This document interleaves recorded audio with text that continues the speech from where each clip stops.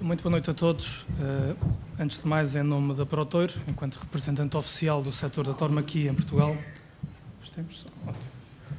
Repito então, antes de mais, boa noite a todos. Dizer que é um prazer estar aqui em representação da Protour, que é a federação que congrega todas as associações profissionais do setor e os aficionados também, e o representante oficial da tauromaquia em Portugal. E, em nome da Federação, tenho muita honra de estar aqui presente e de ter aceito este convite. E agradeço ao Dr. Abel pelo convite que nos endereçou e temos muito gosto em poder participar em qualquer tipo de sessão, debate ou outro que permita esclarecer e levar conhecimento sobre o tema da tauromaquia à sociedade.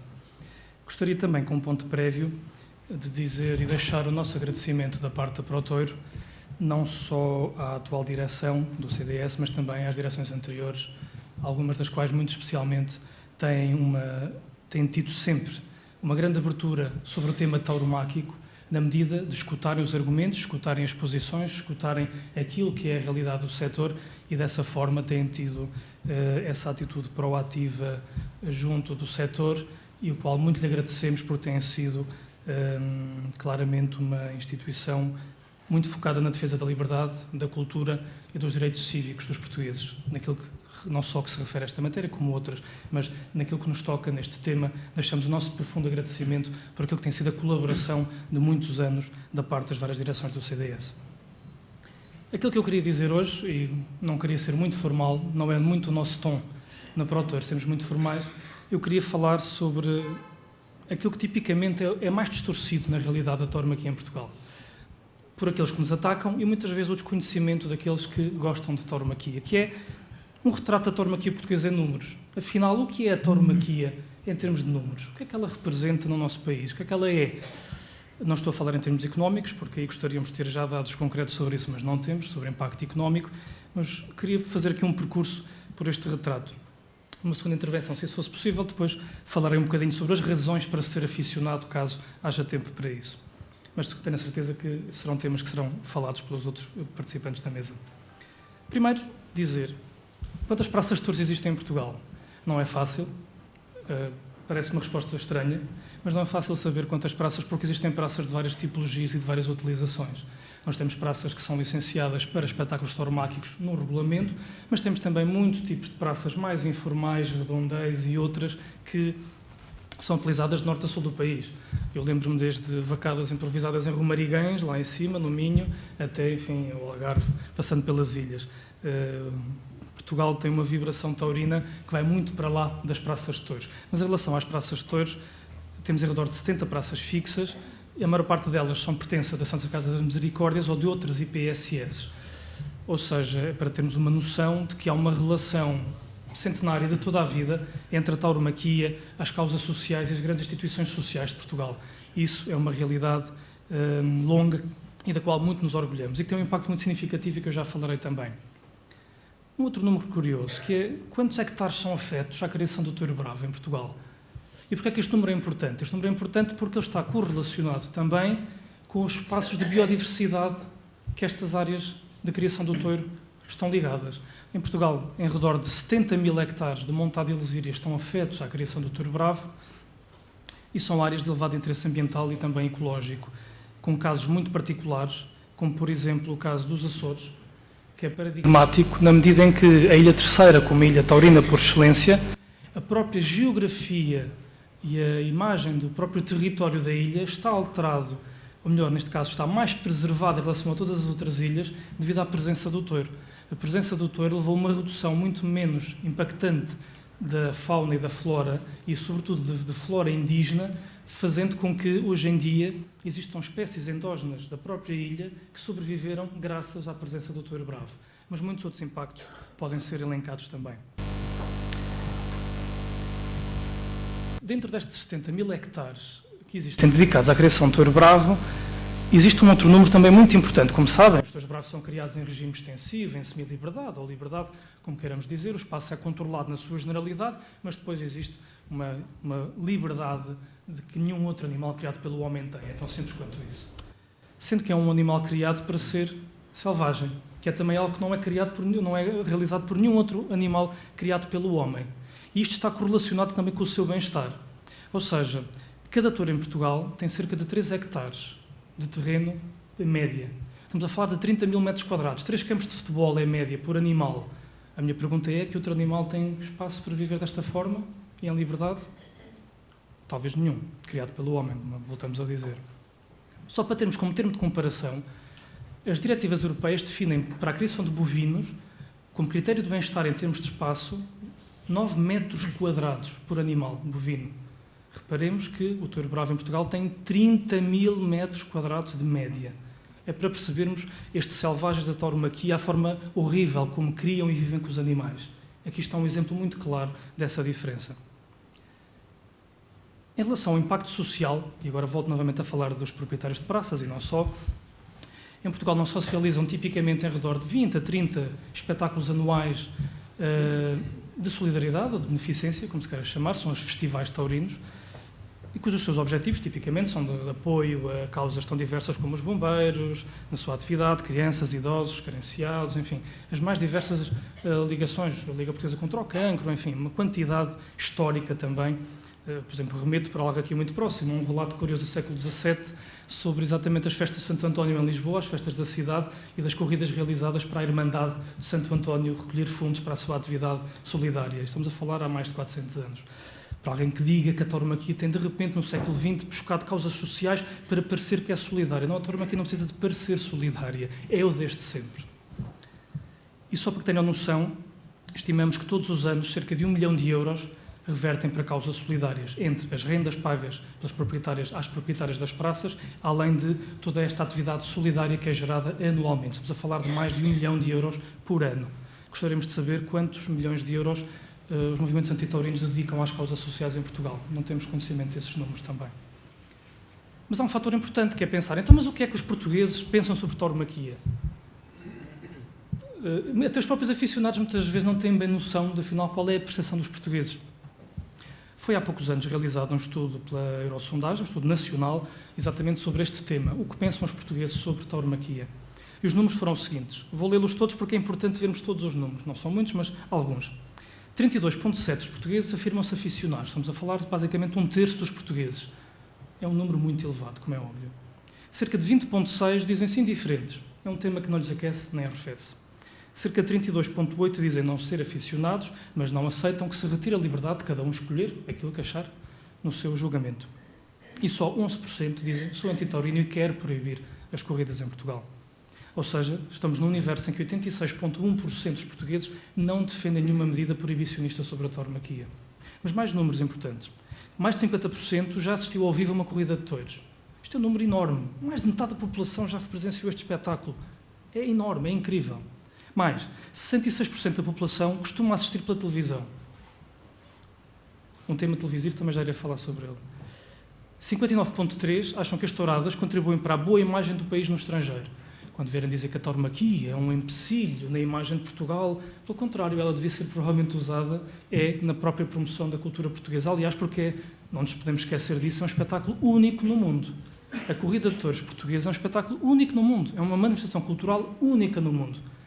Só daqui já é razão suficiente para avançarmos com o processo de classificação como património cultural e material, mesmo na Unesco, mas aqui seremos mais modestos para já e falaremos de classificação em termos da lista portuguesa, de acordo com a Convenção da Unesco para a salvaguarda do património cultural e material.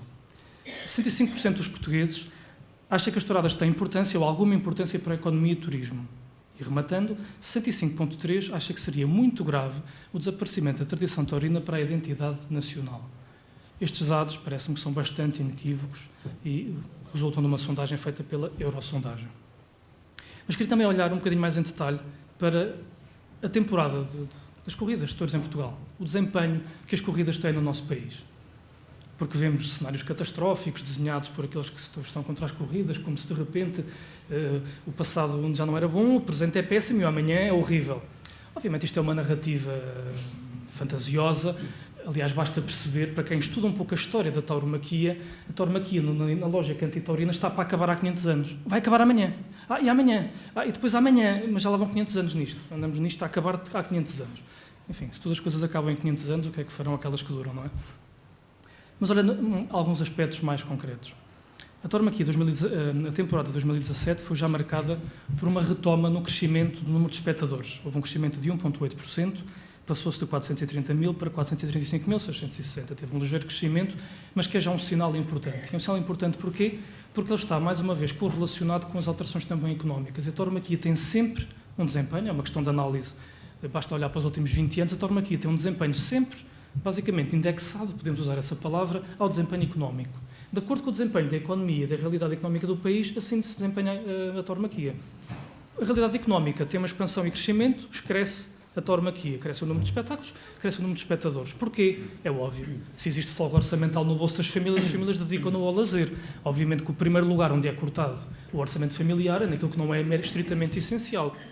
E como nós soubemos, houve uma crise muito forte em Portugal e isso teve um efeito de retração. E aproveito para falar sobre isso. Porque se diz sempre, nos últimos 10 anos houve uma queda de quase 50% do número de espectadores na tauromaquia em Portugal. Então vamos lá olhar para isso e explicar o que é que foi esses últimos 10 anos, ou até melhor olhando para os últimos 20. Acontece no final dos anos 90, estamos a falar por 98, toda a gente se lembra da crise das vacas loucas, dos embargos à exportação. O que é que aconteceu? Nós tínhamos uma produção e um nível de exportação de touros bravos muito elevado, para a França e Espanha sobretudo. Acontece que de repente, um dia para o outro, acabou. A porta está fechada, não há mais exportação.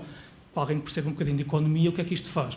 Faz com que há um excesso de produção. Se há um excesso de produção, o que é que acontece a seguir? Há uma baixa do valor de mercado do touro bravo. O que é que isso produz de imediato? É que produzir espetáculos tauromáquicos tornou-se muito mais barato. O que é que isso levou imediatamente aos empresários? Eu, em vez de produzir um, posso produzir dois. E posso aumentar a minha rentabilidade. Então, o número de espetáculos disparou de repente. Então, a primeira década, basicamente, dos anos 2000, foi de subida exponencial do número de espetáculos e de espectadores, como era normal. E é razoável. Claro, chega a 2008. Em 2008 temos um pico de cerca de quase 800 mil espectadores. Então, temos um crescimento de espetáculos, chegaram quase aos 400, 380 espetáculos. É um número astronómico para a realidade portuguesa. Para terem noção, o ano passado realizaram cerca de 205 espetáculos. Há 100 anos, podemos pensar, mas há 100 anos realizavam-se 500, 1000. Havia tauromaquia em qualquer esquina onde a gente virava. Não, realizavam-se 90 espetáculos em Portugal. 90. E achamos nós que o passado há 100 anos era um passado glorioso a tauromaquia. Não. Nunca se deram tantos espetáculos tauromáquicos na história de Portugal como nos últimos 20 anos. Nunca.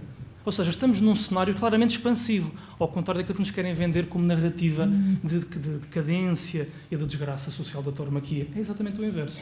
Houve claramente um excesso e depois criou-se uma bolha, uma inflação, uma bolha inflacionária tauromáquica. Como houve uma bolha imobiliária, foi exatamente o mesmo que aconteceu com a tauromaquia. Mais uma vez, o desempenho de acordo com os movimentos sociais ou económicos. Se houve uma grande expansão, houve uma grande expansão no número de espetáculos e de espectadores.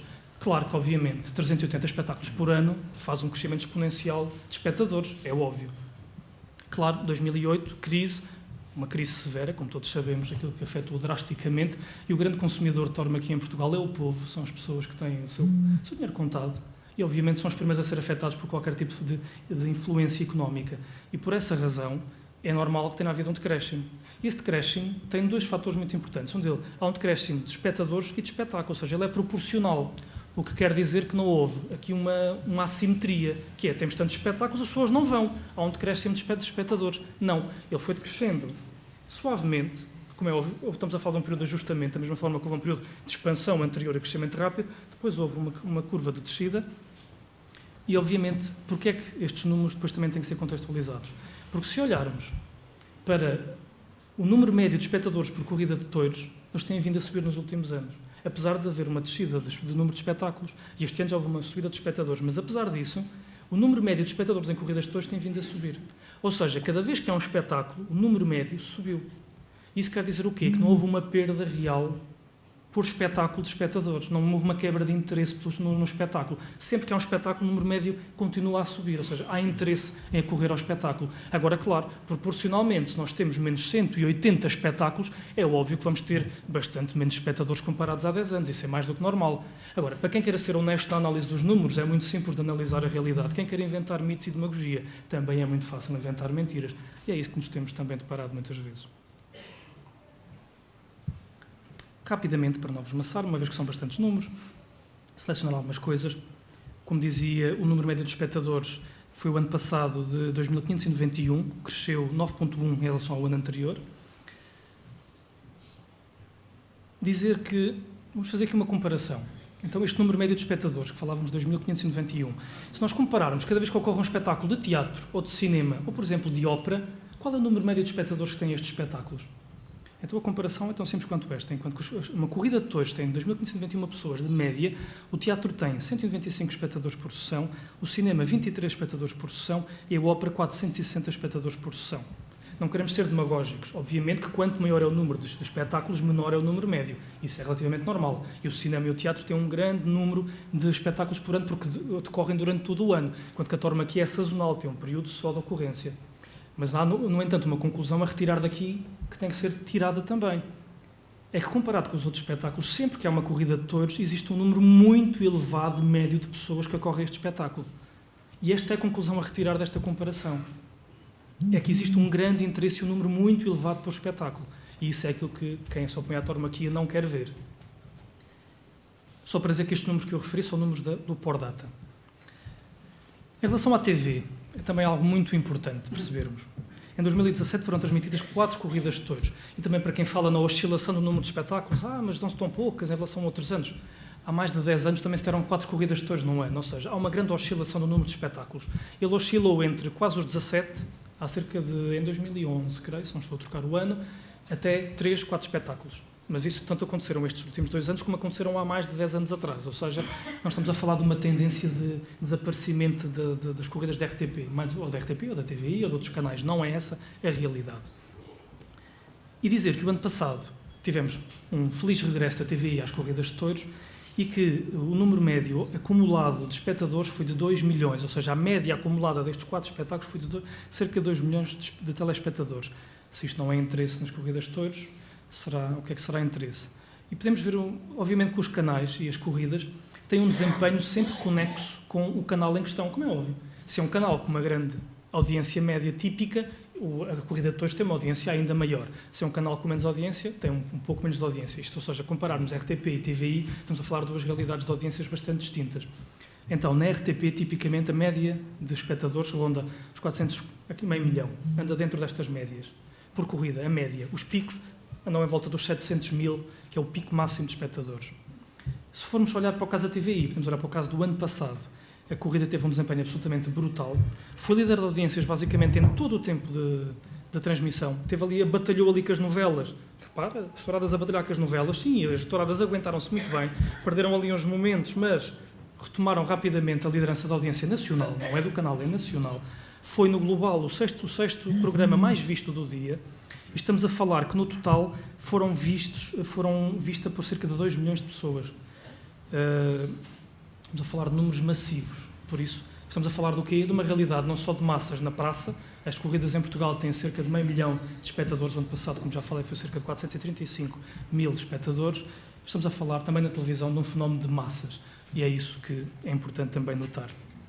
Sendo muito rápido, para fechar, em termos de expressão nacional, a tauromaquia dá-se basicamente em todos os distritos nacionais. O ano passado, só por exceção, foi Braga, Aveiro e Vila Real. Normalmente oscila sempre entre Braga ou Aveiro. Há sempre entre estes 2 distritos um ou outro que anualmente pode não dar uma corrida. O ano passado juntou-se Aveiro, mas é uma realidade normalmente transitória. Mas estamos a falar de uma realidade nacional.